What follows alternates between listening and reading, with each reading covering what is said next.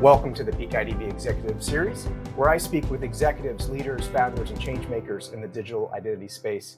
I'm your host, Steve Craig, founder and chief enablement officer at Peak IDV. For our audience, this is a video-first series, so if you're enjoying the audio version, please check out the video recording on executiveseries.peakidv.com, where you can watch the full episode, you can read the transcript, I'll post links to anything we discussed today. I'm very excited to introduce today's guest. He is Han Sahin, founder and CEO of ThreatFabric. ThreatFabric enables safe and frictionless online customer journeys by integrating industry-leading threat intel, behavioral analytics, advanced device fingerprinting, and over 10,000 adaptive fraud signals. Han founded ThreatFabric in 2015, and prior to starting ThreatFabric, he co-founded Securify, a Netherlands-based penetration and agile testing cybersecurity company.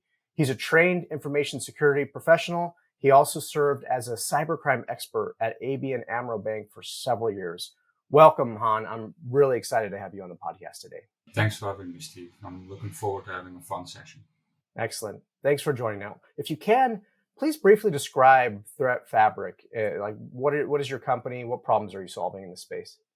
Well, ThreatFabric is in the online fraud detection vertical. And inside that vertical, we try to resolve the problem from a proactive perspective. In order to stay proactive, we've included different technology layers to not just understand the issues of yesterday, basically, the fraud that's actually happening today, but also to understand what fraudsters are going to do tomorrow on the online payment journeys. And in ThreatFabric, we resolve fraud by social engineering, fraud by malware, account takeover attacks, but more from a holistic perspective by having these multiple layers, including threat intelligence. And that's how we basically stay ahead of fraudsters. And it's a bit more the cybersecurity approach. Sometimes we tend to forget from the identity perspective or fraud perspective. We think we're in our own vertical. But essentially, it's cybersecurity. So we're resolving cybersecurity problems. And the way we look at fraud problems is also from a layered perspective. So while working at the bank, at ABN AMRO Bank, I noticed that certain problems were resolved from, let's say, single point perspective. So you had one technology layer that was somewhat the silver bullet approach, and not fully, but at least one visibility layer, I would say. But the fraud was getting more complex every day. So you had synthetic IDs combined with voice scams, combined with malware, and you had to have on different layers visibility, and that's what we try to achieve in ThreatFabric. Excellent. Well, I really like how you've broken out your fraud risk suite into categories on your website. You have device risk, identity risk, threat intel, and behavioral risk. You mentioned that you're looking at that holistically, but are you seeing traction in certain areas of that? Like where are you creating the most benefits for your customers? That's actually a very good question, because if you look at our industry itself, I think you have two types of startups, basically. So this is my second company. What I've noticed in our field is that some companies are created based on actual problem. So they have seen the problem, like in our case, we have worked at the bank on the other side of the table. We've seen fraud happening. And our product was created based on what was happening at that point in time. And we noticed that by having this one layer approach, we were just playing the cat and mouse game. We could not understand what they were doing tomorrow, basically. So a very good example, if you have, let's say, behavioral biometrics layer, which we also have, it gives you the ability to do passive authentication, basically. So the way you type, your typing rhythm, your mouse rhythm, but on mobile, the way you swipe. And that in a continuous authentication manner gives you an idea of if it's the genuine user or fraudster, for example. However, that's not enough. So that resolves just one part of the visibility angle. But imagine if malware is combined, or if remote access tools are combined, where threat actors gain access to the victim's devices and also coach them in performing these attacks. In those cases, you need multiple angles, and that's what we did in our fraud risk suite. We have a device risk where we detect certain fraudster tools, so remote access tools, malware, certain automation attacks. In the behavioral layer, we understand, like with behavior biometrics, how genuine users authenticate. But on top of that, we add what we call the fraudster's footprint. So we do not only validate if it's the genuine user typing, but we also see fraudster behavior. So they also have a digital need. So they want to perform drain savings or urgent payments. And that's also something we do in our solution in the behavior section. And on top of that, we have the intelligence layer, an identity layer, where it's important to also understand what's going to happen tomorrow. So not just knowing which tools they use today and which, let's say, call scripts they have when they call Barclays or Bank of America. It's really important to understand what are they going to use tomorrow, so you can have an adaptive solution, basically, that you don't need to play in their cat and mouse game. That's the main aim of those different layers.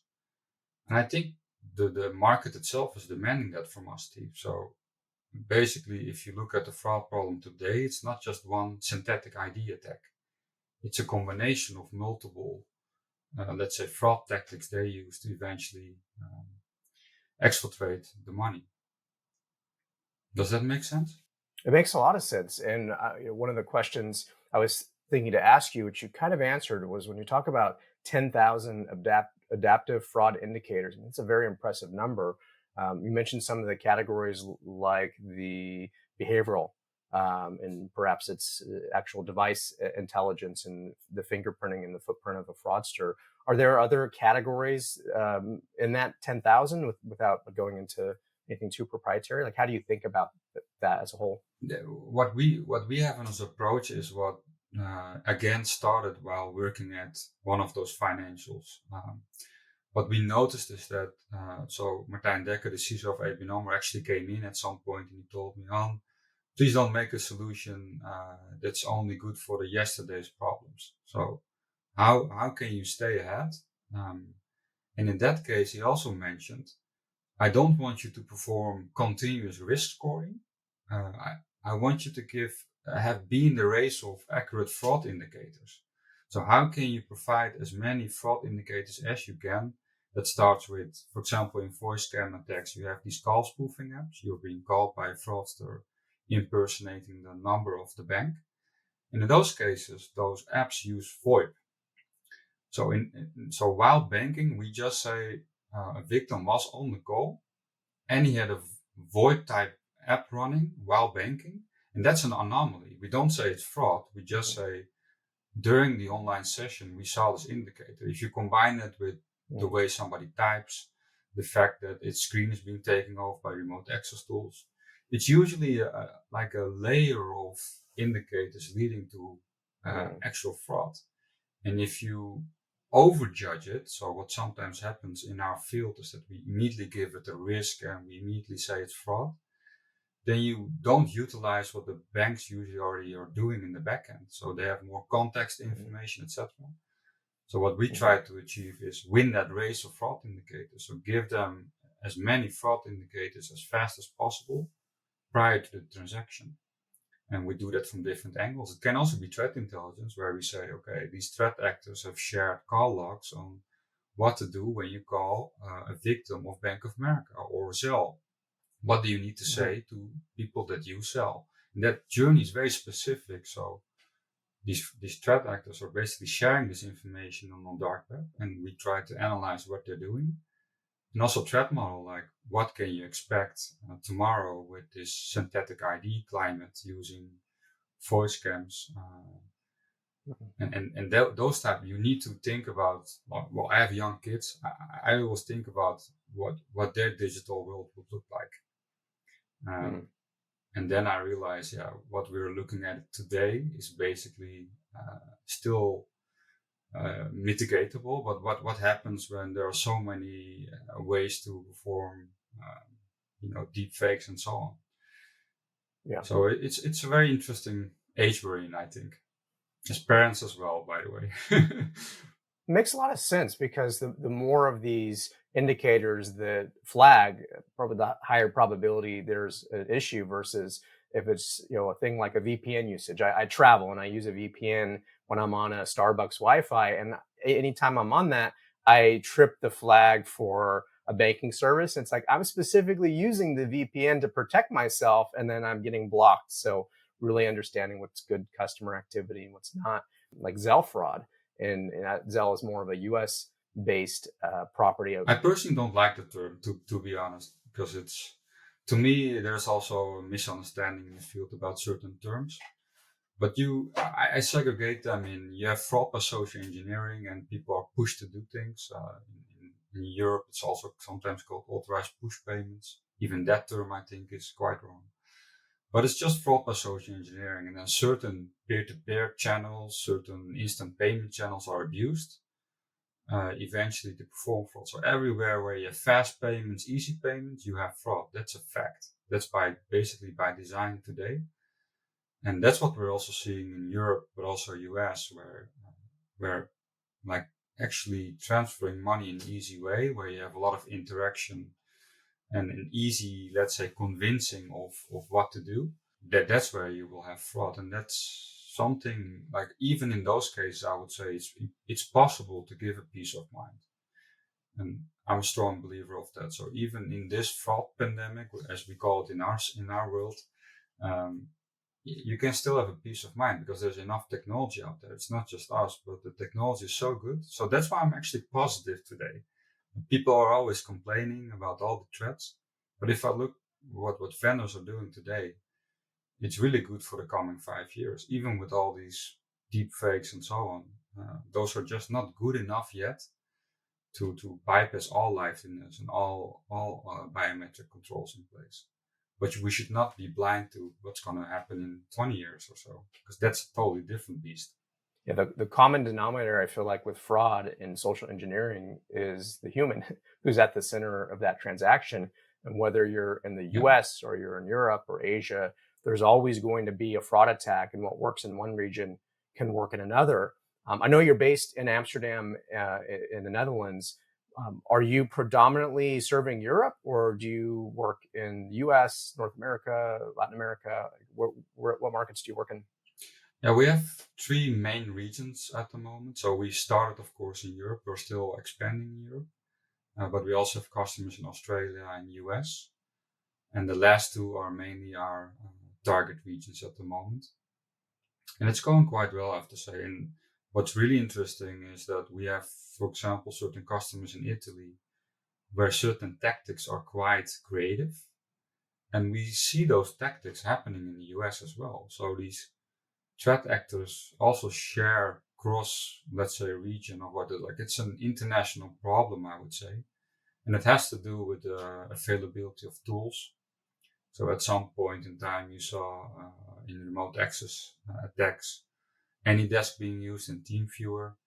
At some point in time, they switched to RiskDesk, which is another open source remote access tool. And you see these things happening in one region, and then we hear from different customers in the other region that the same thing is happening at some point. It's just repeating itself. And that's I think with this, it's more about strategy. So what do you deploy to mitigate fraud? Are you gonna be as good as yesterday's problem, or are you also gonna look at the threat landscape of what they're gonna do tomorrow? Where do you have team members? Are your team members predominantly in the Netherlands, or do you have other satellite offices? Yeah, we have people in London and in Spain, and we're planning to have people also in US. But our main base is Amsterdam. Well, I was looking at your customer list, and it's really impressive. You got ABN AMRO, and of course, there's history there for yourself. BNP Paribas, Metro Bank, Rabobank, NatWest. Like these are global leaders in financial services. I'm curious, with your background in cybersecurity, what was the journey like establishing relationships with those brands? Because their info security processes are going to be really stringent, and your product, I imagine, works in their front end. So I think regardless if you're a startup or publicly traded company, it really doesn't matter. Banks don't care. You have to follow the compliance process, and it's terrible. But I have to say, it's knowledge. So what people like, if you're already from cybersecurity, so this is my second company. Like in my previous company, it was knowledge again. It was not the overall marketing or having these amazing A, B, C, D rounds. It's showing customers knowledge. So if you can explain to them your threat landscape looks like this today, so you have these and these threats happening. So with what we did, for example, in UK, we showed them that certain threat actors were performing fraud by malware attacks. We just told them this is going to happen next month to you because we have already seen it. And then it happened. And then you're not selling a product, but you're showing that you have certain knowledge that's valuable to them. And then the product comes basically. I think that's how it all happened.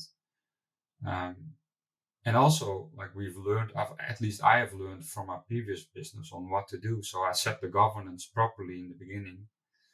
And in my previous company, that happened after 100 people. So, and then I had a lot of pain. So I'm still making all kinds of mistakes, Steve. I'm quite honest. I'm making the same mistakes sometimes, but I have to say, I'm starting to learn from what you should do as a startup to become a scale up. And that mainly is relying on people. So, and that's really important for founders, I think, at some point. Yeah. Well, for you as founder and CEO, and you're building a leadership team, you can't do everything. So there's a delegation activity you have to do, and where you have deep subject matter knowledge, perhaps in the info security side, and what boxes to check. You need to depend on your team to fill out those forms and have those meetings and stuff like that. No, yeah. I still have today that sometimes the commercial, like the CCO tells me, "I'll stay out of it. Stay out of it." You know, he's yelling at me, and I'm like laughing. Like we have a good bond, of course, but he's totally right. Like founders tend to step into everything and have an over opinionated like view on matters. Well, there are so many other better people in your company that can handle the case, and they've already proven it that they can do it. So that's something I had to learn. I have to be honest. But in the past 3 years, I would say my career shaped in a different direction. Well, they say delegation is elevation. So the more you can work with your team, the more you can focus on big picture strategy stuff. It's really true. So they, for example, send me to Orlando. They send me to New York. Like I don't sometimes even know my travel plans, but I have to try. Like in the beginning, I was very like orchestrating that part, even still having a founder associate and then still being micromanaging. I mean that's not the way forward. So like some people tend to learn when they make mistakes, and I'm one of those, I guess. Excellent. Well, I'd like to shift gears a little bit and go into your company's progress. I was reading an article that you raised back in May, about 11.5 million euro. And in the article, it said the capital was for expansion and extension of the fraud suite. And there was a quote in there. This was a seed from maybe an Amro Ventures, Motive Ventures. The quote was, ThreatFabric's team impressed us with their deep domain expertise and the stickiness of their product. And that's a powerful quote. Look, how does your product work and continues value for your customers? That's a very good question. So what I've seen happening while I worked at the bank, at a bank, I noticed that it's very important to have some sort of second leg in the teams there. So some of the intelligence sometimes also comes from inside, let's say, data science team handling certain cases. So what we're trying to do with developing these accurate fraud indicators is that they also listen in on what their problems today were.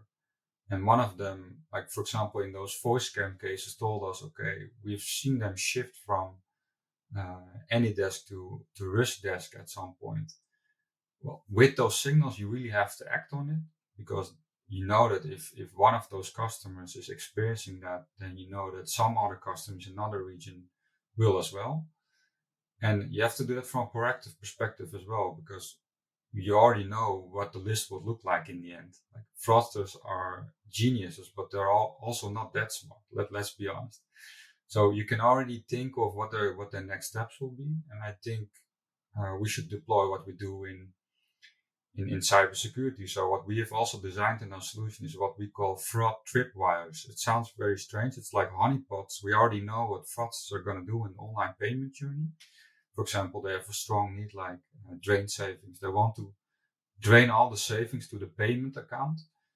And or in those Trojan attacks, what you also see, Steve, is that they press on the go back to your PIN authentication method. So you have face biometrics and fingerprint biometrics. And what they do in an automated way, they click on the, let's say, go back to your legacy PIN-based authentication mode.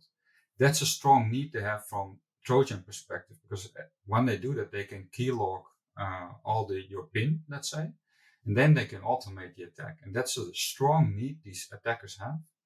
And we already know what they're going to do at some point. So they have a strong need. And what we try to do in this online journey is plot these. That's what we're doing actually with one part of that investment, is plotting this technology where we have tripwires, which we call fraudster footprint detection. They have a behavior. We can also detect that behavior. We can even forecast it. And that's something you can basically add to a journey. And once it's visited that path, so that specific attack and riskful path in the online journey, we send an alert. We don't say it's fraud. We just say for this customer, too many times back to, let's say, PIN-based authentication was triggered in an automated way. And that never happened in the 10 previous sessions. And that's just an indicator. But it's based on actual threats. It's not based on something we came up with. It is actually being executed. So it sounds like the recurring value is that cybersecurity approach and being proactive and evolving. Yeah, proactive, but also they have the multiple layers. They have the defense in depth strategy. And that's why I think fraud is a cybersecurity problem. We should handle it in a similar way and think about what's going to happen on the threat landscape of tomorrow.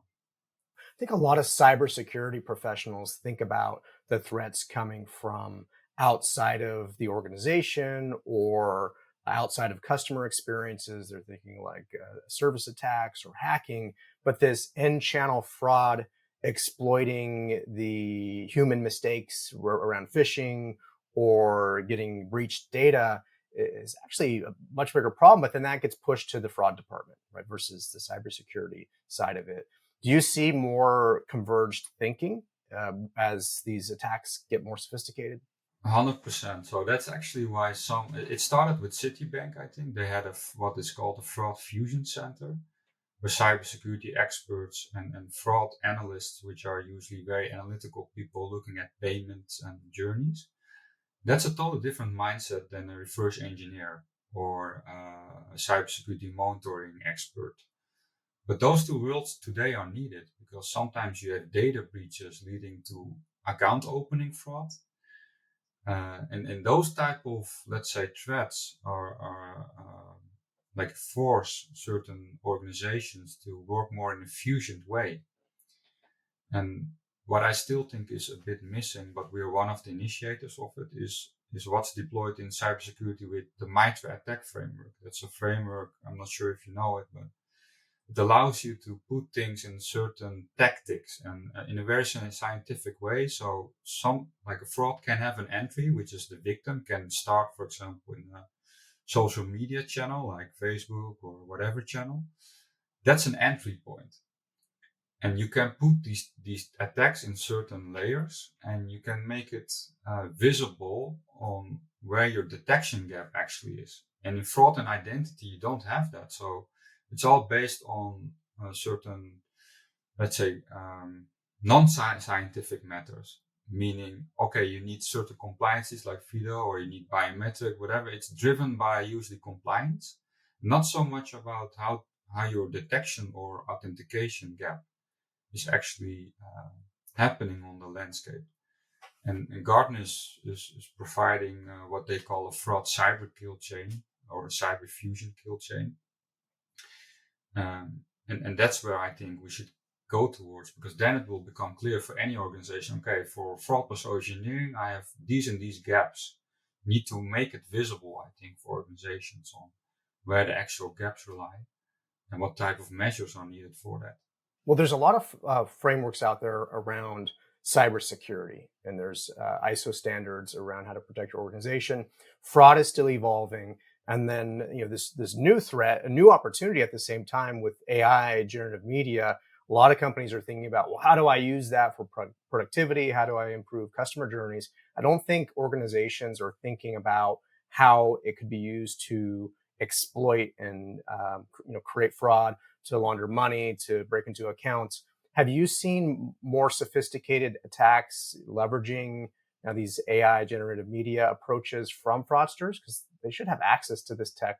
They do, actually. So I've seen an increase, especially in the automation part of it, where voice scams are being like certain AI technologies utilized in classical voice scams. So, like in those cases of self fraud, you had certain people calling you and telling you what to do, or classical bank impersonation attacks. And part of these attacks are now automated, where they can scale the attack by having like AI or certain video fakes. But it's not happening on the large scale yet, and that's where you have to consider what the actual threat is today. I do see it happening on that level, but it's not as big as, let's say, classical voice scam attacks where you just hear a recording. Uh, it's not happening on, let's say, large scale yet, but it's very dangerous, I think. So if you look at what the availability of these tools are, you even on dark web have scenarios on what you should do. It's already easy, of course, but they're making it even easier. And that's usually a trend where you can already plot the threat on your, let's say, online journey roadmap. So will you get away with the liveness detection and biometrics of today? You will clearly maybe get away with it for the coming 5 years, but 10 and 20, I'm not so sure. And I'm already seeing that escalating, but it's like what I call a snowball, which is a bit uncontrolled. So I'm not sure. I've always the way we've plotted this, we expect a lot of regulations to limit certain open source tools in this space at some point, but that will not happen in the coming 5 years. That will still need some time to limit the availability of these tools to fraudsters. And in the coming years, it will definitely be utilized to scale the attack as well, and to be a little bit more anonymous, which is sometimes not realized because police is also getting better, luckily. So, like most of these scam tactics are actually being resolved, but when you use these type of tools, it will become a bit harder, I think. There was a publication. I think maybe you wrote it or your company wrote it about a telephone-oriented attack delivery, Toad, where bad actors use voice phishing. They're tricking customers not just to maybe give a PIN or do the one-time password, but to get them to put Android malware. And then once you have that software, like, can you share more about how that attack works and then how you play into that and stopping it? And that's actually the world we're living in today. So fraud has become a combination of different tactics. You see this in account opening fraud, where data breaches are automated in opening accounts. You see this in voice scams and the way remote access tools and in this case Android Trojans. It's a really hybrid attack, and that's where you need these multiple, let's say, fraud indicators. The way we would do it, and maybe others do it, but you need at least a very good visibility on different technology layers. It cannot just be behavioral biometrics, or it cannot just be device intelligence. It needs to be a combination of both, clearly. And with, let's say, telephone-oriented attack delivery or TOAD, what fraudsters do is that they use voice scams. So they impersonate the bank here again. So they tell you, hey, Steve, you're using Zelle, but there's a script update for Zelle, and you're too late with your update. You really immediately need to update your app. So they push you to update your app with some sort of security update. And they send you an SMS as well. They say, hey, they also spoof the number of the bank. And they send you another push message to really convince you that you're dealing with the bank. And then at some point in time, you download a malicious Android app. It can also be from the Google Play Store. It doesn't have to come from, let's say, outside the Play Store. And then what the malware does, instead of enabling just let's say, remote entry on your device, it fully performs the payment in an automated way. So it first, let's say, when you open your Zelle app and you have face biometrics or fingerprint, depending on the authentication level of the app, it downgrades you to password-based authentication. It forces you to log in once, and then they steal your PIN. And once they have your PIN, they automate the transfer on behalf of you. So in your clicks, in the way you click in a timely fashion. And then they combine basically the entry point there is voice scams. So they use bank impersonation attacks with actual by calling you. And then the execution is with malware itself. So it's super interesting. I think it started in Italy, and then we saw it in other parts of Europe. We heard some cases in US. So it's super interesting how these things evolve. And I'm expecting the same thing in other areas as well. The availability of automation just becomes too easy, I think, at this stage. And those type of attacks, you're stopping, is that right? With ThreatFabric's product, or you're able to detect them? Exactly, yeah. So, we don't really intervene with customer devices. We just say indicators are found. So it's quite seamless. And those indicators are then reported usually to transaction monitoring software in the backend. But we don't give it an overall judgment. We just say somebody social engineered, and these indicators were found.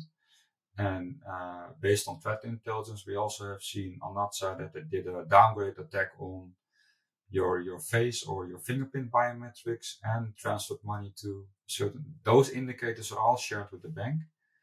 And then they usually call a customer and say, hey, we have found fraudulent activity. Was it really you doing it? We have parked your transaction now. That's usually the follow-up. And those cases are becoming a bit problematic as well, I think, with all kinds of other fraud, like romance fraud and investment fraud, where the victim is really in all kinds of threats. It's not just online payments. There's more going on in those cases. Yeah, it's interesting you mentioned the romance fraud. I saw a post recently about, I think it was a Tinder situation where there were two devices, and one device was being used to real-time deepfake and change the voice and face, and then present that in whether it was a WhatsApp or an FaceTime conversation. And so you can't trust what you see digitally, and you play that forward to where that's kind of like a basic thing you can do with tools, apps you can download. But when you have access to the software and you can do injection attacks and you can take over the webcam itself, like you can do really sophisticated attacks with video.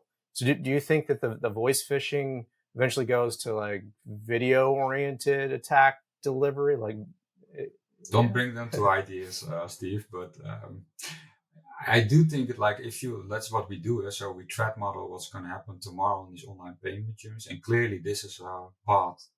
So their need to scale this, we've already seen that in classical bank employee impersonate attacks, where you first heard, like, the first part of it was just some sort of recording of a person trying to convince you to call him or her back. And that's now going to be done with voice, and physical appearances are usually more convincing. So I'm quite worried about the push factor in all this. So the social engineering factor is going to be quite strong. And even during the investment period, there was one colleague that made quite a funny video of me and like making a deepfake of myself and my voice. It was a challenge, basically. Can I make a deepfake of Han, stating that all money would be spent on something like their salaries, basically. And the sound recording was so good. Of course, it had some parts in it where I was like, these AI guys, I thought it would take them more time to learn basically my voice biometrics. But basically, most of the people were saying that it was me, because it had some parts in it that I already promised them. We promised them certain increase in salary, and so they also jumped on certain elements of what I said before. So some people actually got convinced, just to show you how these tools are used today. I'm laughing a little bit, but it is worrisome, of course, that it's this easy. And that's what I'm trying to say, Steve. The surprise on the podcast, Han, is this was a deep fake the whole time. Both of us were just, we're on a beach somewhere in our. Yeah, it could have been, because I see some pixels Yeah. here and there as well. So what I think, Steve, today we should be realistic. Like, liveness detection is good enough today. It's not that good yet, but it will be. I can see that already. Like, being in this field for 20 years in cybersecurity, it's gonna happen. But it can only be slowed down if these tools are limited, like you've seen by agencies worldwide, and US and the Netherlands work together, for example, to bring down let's say call spoofing app that had some impact. And that will happen at some point with these tools. However, I think we're not there yet, and it will take a few years before those tools get limited. And the regulations with AI will be limited at some point. But then they will come up with some other thing. But it will be more scoped, I think. Now it's just a wildfire of a snowball effect that no one can control. And you should definitely plot it on your threat landscape. Absolutely. Absolutely. Well, Han, we're coming up on time. I have just a few remaining questions for you. The first of these final questions is what you have planned in the balance of 2023. You raised money in May. You're investing in a platform. Like, what can you publicly share about what we can see from you for the rest of the year? So what we are trying to do this year is also what we call this is fraud tripwire detection. This fraudster tripwire, which is quite interesting technology, I think. So there again, we use behavior biometrics and what we call AI-driven threat modeling. So we try to forecast the strong digital needs of fraudsters in a generic online journey, from payment to address book changes to buying high-value retail goods. I think that is something you can basically threat model in an, let's say, AI model at some point. So that's one part of it, and the other part is we're implementing what we call AI-driven device fingerprinting. So the device fingerprinting today is mainly based on your browser attributes and your device attributes. But can you also recognize a returning user on his behavior? So in the way he swipes, in the way he types. And that's very interesting, especially for other areas as well, like poker fraud, like e-gaming fraud, I would say, where people usually return because with another identity. And can you then, based on their cognitive behaviors, detect them? And we're improving our mobile threat intelligence platform. So those are the main areas that most of the product development is getting into. Excellent. Sounds like you've got a busy roadmap ahead to deliver. Very busy schedule. Yeah, I'm giving my CTO a headache. Well, the opportunity is certainly there, and you're out there stopping the evils of the world. Fraud's not just about making some money; it's to prevent really bad things from happening. Yeah, I hope everybody like we can resolve also the aftercare problem. So that's my biggest worry for this industry at the moment. It's one part of my worry is scientific part. So it needs to be mapped on a fraud kill chain. So we understand what the actual detection gaps are and make it measurable. The other part is the aftercare problem, which I noticed with, for example, cases with romance fraud. I'm even scared sometimes to detect these cases because the impact for the victim is so high and it's so uncontrolled of what will happen to that person. Usually these cases are people that are on an actual threat from physical and social perspective, and it has tremendous impact on them. So leaving this all in the responsibility of a bank is just not enough. And I'm not saying that's the case today, but in some cases it's handled quite cold. So it's basically labeled as something and money is parked or sometimes not even reimbursed. But what happens with the victim afterwards? I think thinking about the human journey on the victim side and really supporting them through the cleanup of those attacks, allowing them to transact is really important. If you've seen the executive series episodes I've done, you probably know I like to end with some questions about the person behind the profile, the leader behind the press release. For you, considering you've dedicated your professional career to cybersecurity, cybercrime, was there a defining moment in your life that put you on this path? Something that happened in the beginning of your career, or like, I'm going to stop this? No, actually, it was. So I saw money leave a bank, like millions of euros losses, with cases in there, like teachers losing all their like basically all their savings in one attack. And hearing all these, because I also met my wife at the bank. She was working in the fraud operations department, and I was sometimes listening on these cases. And I noticed these are problems. We can resolve this problem. My statement was always, we should just deploy. We should just understand what they're going to do tomorrow, not play this cat and mouse game. And then we can start detecting these problems and give people peace of mind, even in this fraud pandemic. And that has always been my vision. And for some customers, we actually are there. So they have the visibility, even if you're having this dangerous journey, we can still give you the peace of mind.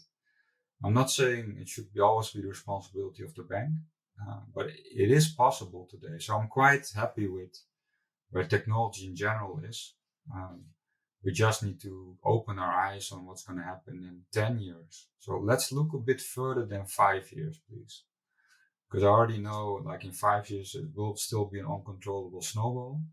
But we have to start thinking about how will all these deepfakes and so on, and all these malware tactics be exploited in the coming 10 years. Yeah, it's great insight, Han, because a lot of banks or fintechs or crypto exchanges or dating sites, they're all thinking either what has already happened or what's the day-to-day battle to fight. If you don't think to the future, you don't stay ahead. And the fraudsters, they're thinking about the next scam or the next hack always, and then they're sharing it and they're exploiting it. Yeah, but we can do the same. In cybersecurity, they do that regularly. It's basically threat modeling, and we can deploy it on fraud as well, because we also understand the online journey and the payment schemes and so on. We just have to stay ahead a little bit, or at least play the same game they are playing, because they're trying to figure out what the next peer-to-peer app is that doesn't have any fraud controls in place. Absolutely. Absolutely. Well, for the audience that is listening to this or watching, what types of conversations would you be interested in having with the market? Like, how should they engage with you or ThreatFabric? Like, what are you interested in getting out of this particular chat? Yeah, so we like to resolve the fraud by social engineering, fraud by malware problem. That's our main area. So if you want to understand on how we do that, and how we do that with our SDK, we're happy to discuss that. And with the community itself, I want to see on how we can make a fraud kill chain and make it more measurable. We should not just say we fix detection gaps, because everybody can say that, but how do you make that measurable? And that's something we have to do as an industry, I think, from identity perspective, but also from fraud perspective, because you also have a lot of identity. It's not just fraud vendors, it's also identity vendors claiming, we have liveness detection, we can detect all kinds of deepfakes. But how do you measure that, and on which framework, etc.? So we have to bring science back to cybersecurity. Excellent. Excellent. Well, Han, thank you so much for taking the time to speak with me today. I think the work that you're doing is fascinating. It's very much needed in the world with all of the increasing attacks that are happening. I really look forward to seeing ThreatFabric's footprint grow too, globally, and getting more customer implementations. And I'll continue to watch your success. So thanks again for being on the podcast. Thanks a lot, Steve. Thanks for having me, and we'll speak soon.